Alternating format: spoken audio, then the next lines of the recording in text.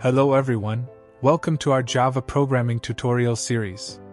In today's video, we're going to learn about the for loops in Java. We'll cover how to use for loops, when to use it, and walk through some practical examples. By the end of this video, you'll have a solid understanding of how to use for loops your Java programs. Let's start. What is a for loops?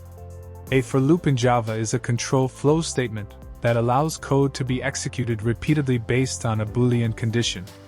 It consists of three parts: initialization, condition, and increment/decrement. The basic structure of a for loop in Java. You start with the for keyword, followed by parentheses containing three statements: the initialization, the condition, and the increment/decrement. Inside the curly braces is the loop body, which contains the code to be executed repeatedly. Java also provides an enhanced for loop, also known as a for each loop, which is used to iterate over arrays or collections. This loop is simpler and more readable when you don't need to access the index. You don't worry if you don't know array now, I will explain for other video. Let's go to exemplars for understand good all this. First, basic for loops.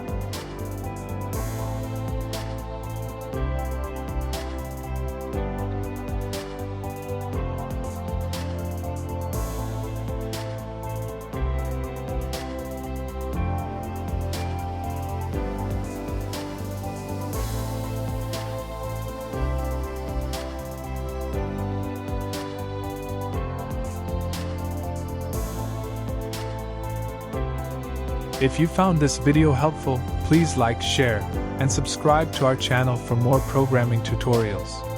Stay tuned for our next video where we'll dive into more Java programming concepts. See you next time. Thank you for watching.